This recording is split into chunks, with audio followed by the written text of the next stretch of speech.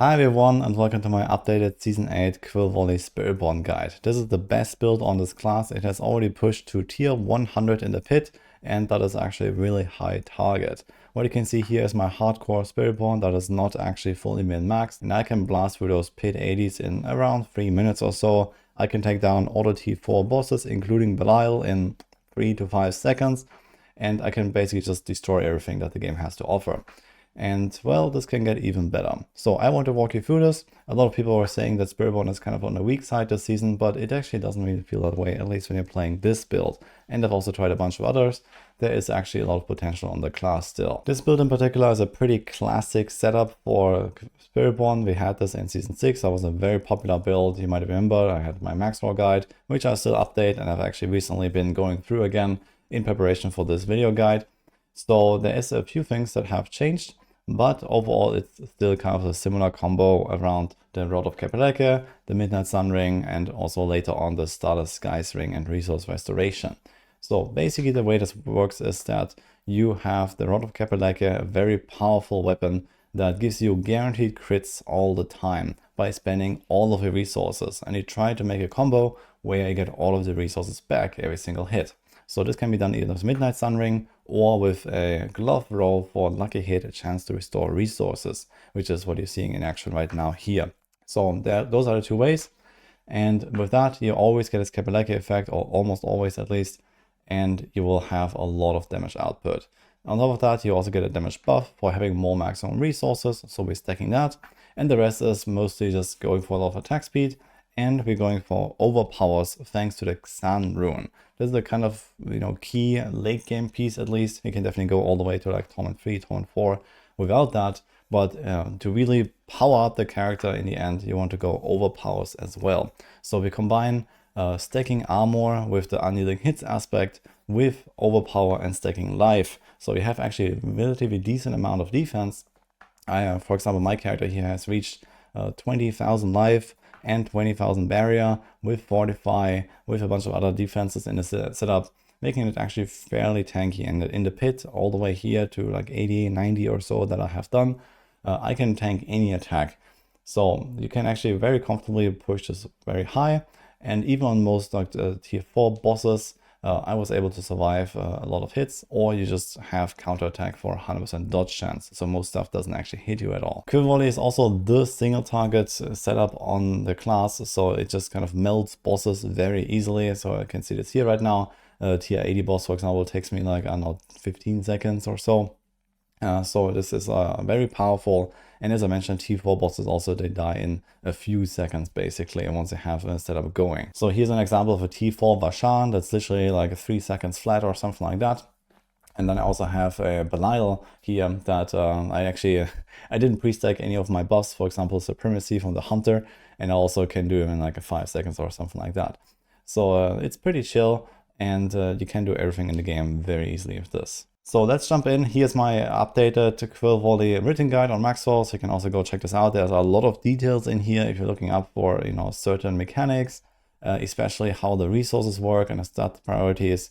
The resource generation is kind of like a big topic on this class, but it has gotten a lot easier to solve than in the past, thanks to some changes on the Rod of Kapeleke especially.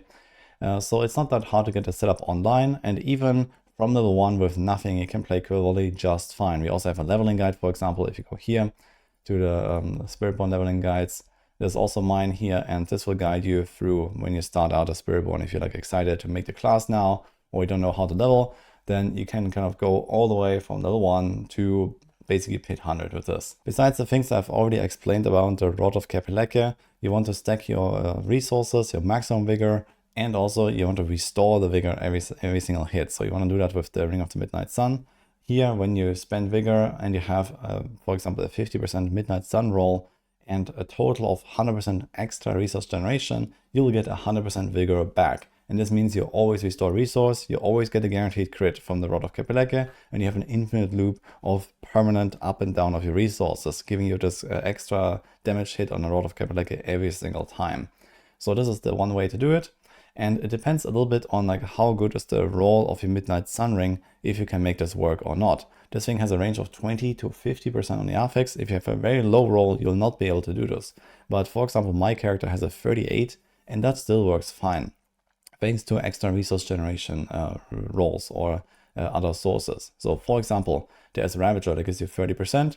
We have also the Yen's Blessing here that can be 15, 17% or so. Later on, you also have the Shroud that has 16%, for example, when you masterwork it up. And you also have the Vigorous passive here. So that is like somewhere in the range of like 30 to 35% just from the weapon itself, because the weapon comes with some ranks here. So all these things combined, they actually multiply. So you don't just add 30 from Ravager and then 30 from Vigorous, but it's actually 1.3 times 1.3 and so on. So you always multiply the values and you actually get a 200% relatively easily. And this means that you don't actually need to have a perfect Midnight Sun roll, but you should definitely pay attention when you set this character up and you have a kind of bad ring here, that you actually get this combo, because some people made that mistake in the past, for example, that their Midnight Sun Ring was just not good enough, and then it would not fully restore resources, but you only get to 80% or you only get to 90%, and then the combo is broken. So you need to make sure that your resources is always full after attacking. Some band-aid fixes in case you have a really bad ring are also just adding more ranks here in this passive, or adding resource generation tempers on your ring and your amulet. So this is something you can do.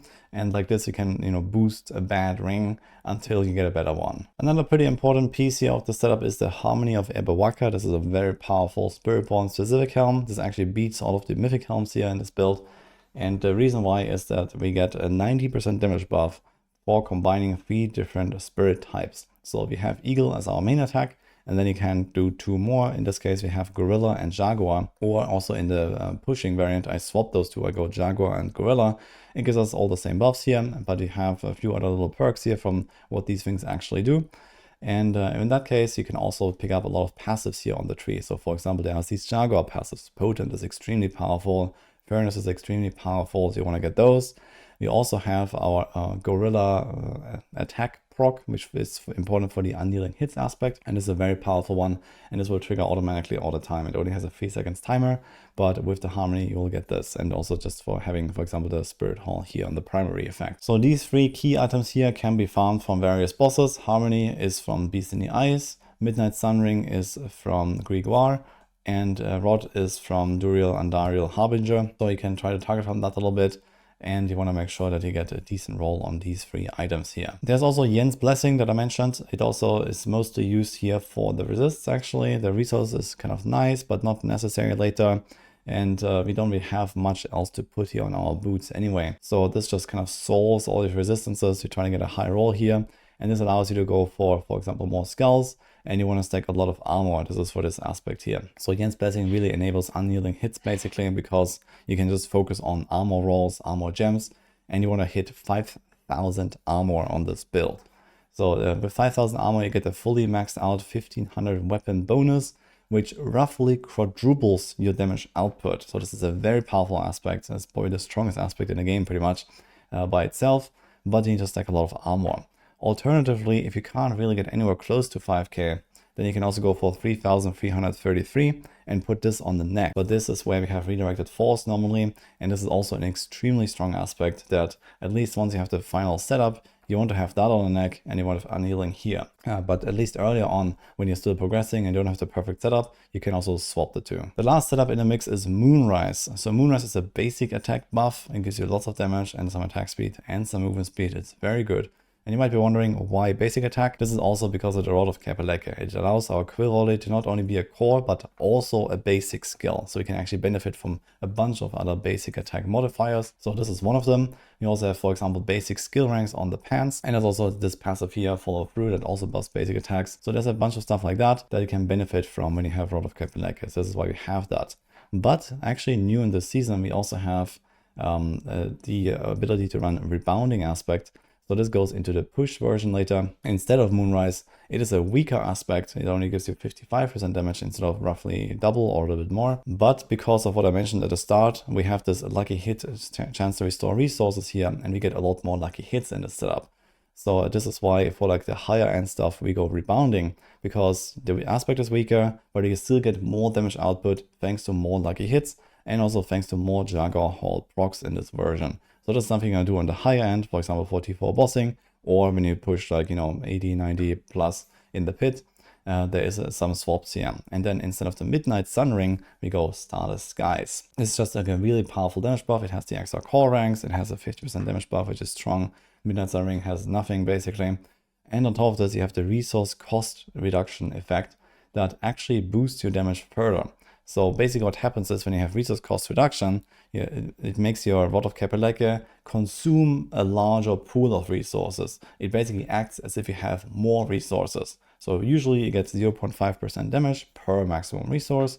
Typical setups have somewhere in the range of like 200 plus. So basically you have double damage or so with the 0.5 roll. But what happens is when you have 50% resource cost reduction from Starless is that this 200 resource is treated as 400.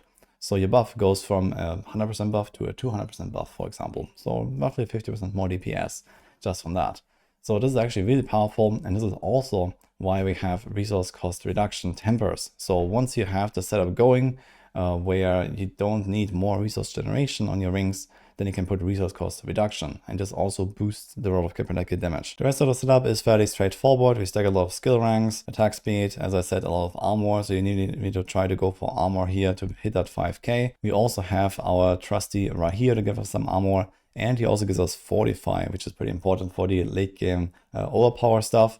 Fortify effectively doubles your overpower damage once they are fully fortified, and you can get slowly fortified up by shield charge from Rahir. And as I mentioned, for example, here we go Epoch plus Xan. Xan rune gives you the overpowers, and it's actually procs nearly all the time. I would say this has probably something like 50% uptime or so on my character right now. So there's a lot of overpowers, and they really melt in the end game. In general though, there are a bunch of other runes that you can swap in that are also really useful. So for typical farming setups, for example, I really like Jar rune. You are just very mobile because you have the hunter to jump around. Every time you click Quill Volley and you target an enemy, you will jump to them with Ravager, and you have the Jar rune for the teleports. So there's a ton of mobility built in here. You go really fast and you destroy everything basically. So I like Neo Jar. That's a really cool combo. If you really want to like a hyper speed farm, I also have Poc Jar here. So like this, you get a teleport like every second or something. You feel like a Sork basically.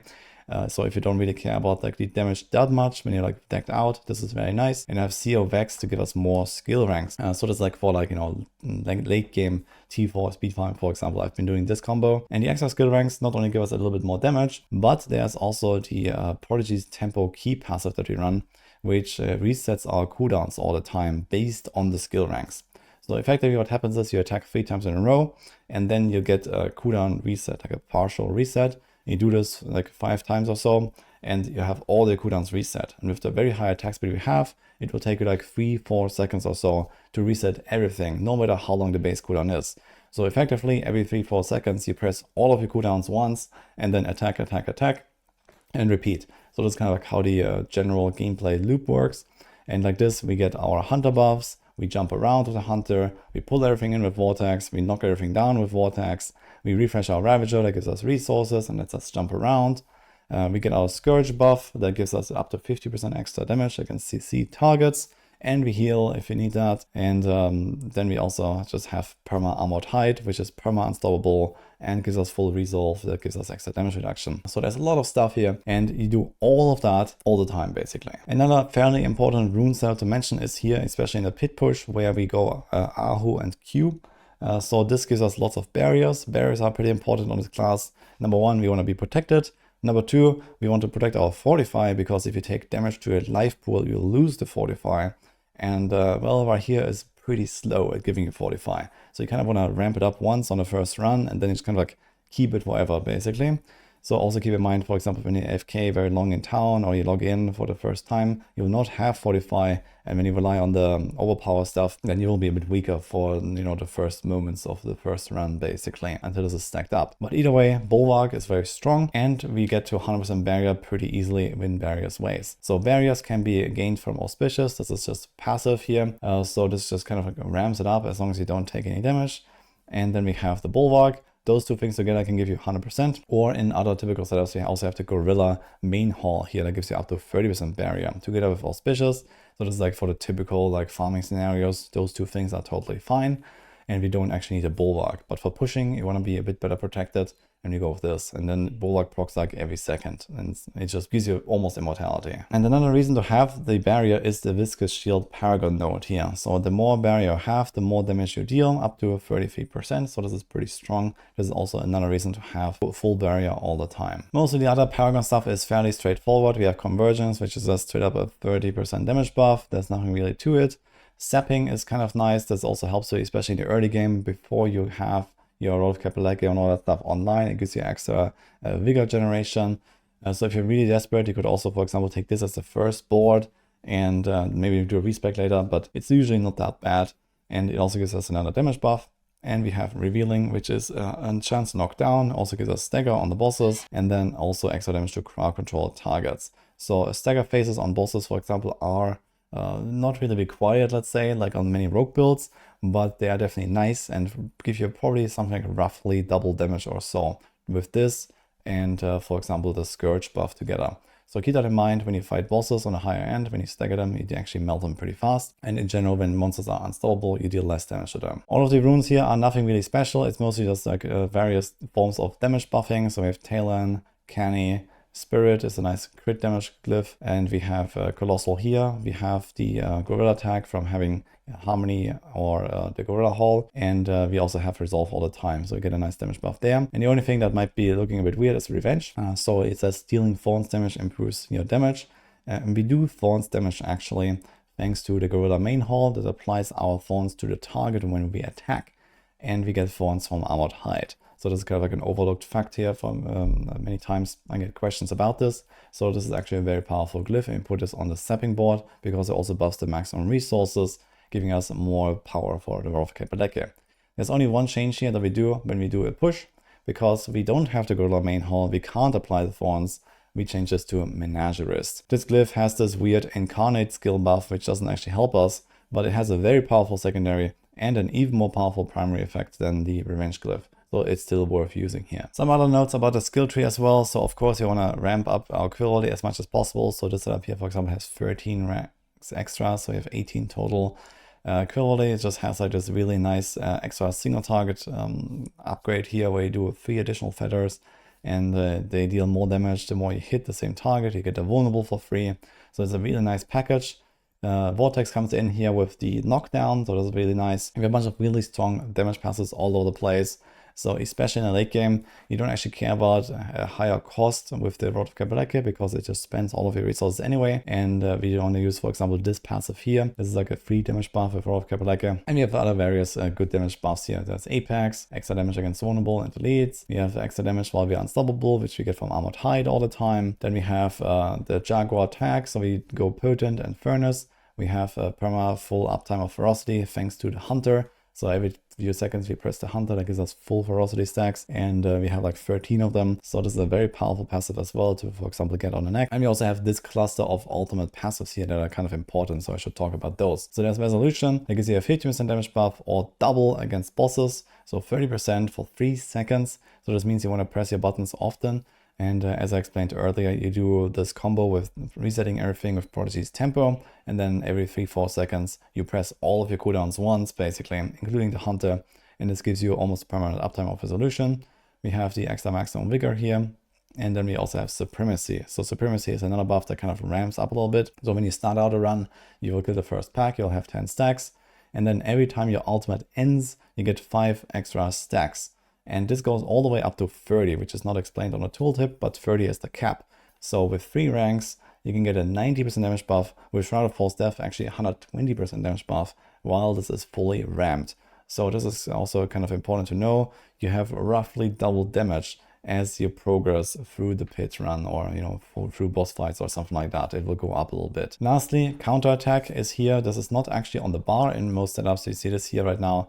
We don't have enough skill slots for this, but you run counterattack anyway because we get it from the Ring of the Midnight Sun, and like this we get the extra crit damage buff here. So that's mostly why we do that. Those 3 points are kind of worth it. In big packs you get 30%, even on bosses you get 6% damage bonus, which is fairly decent. Just keep in mind that when you don't actually run Midnight Sun Ring, you don't need those 3 points. So you have to remove those and you can put them elsewhere. And another important note is that because of Prodigy's Tempo giving us extra skill ranks, we get +2 from the first part of this effect. Because our Quill Volley is considered a basic skill with Rod of Kapeleke, we get +2, and this means you only need 3 ranks in the Hunter. And like this, we get that rank 5 effect. Right? Every ultimate has a rank 5 effect. In the case of the Hunter, we execute targets at 35% HP. So you can actually use this, especially for like higher pits and progressing in like more difficult content. You can just jump on elites when they're low HP and you will just execute them. And that also pretty much concludes this guide here. I gotta say, I had a ton of fun with the Spiritborn so far. I've also been cooking a little bit on Stinger and Crushing Hand already, so I'll probably be making some updated builds there as well. But at least compared to the season start setups, I have not actually really changed the guide that much. On Quill Volley, I made a bit of like a rework lately, especially for the pit pushing.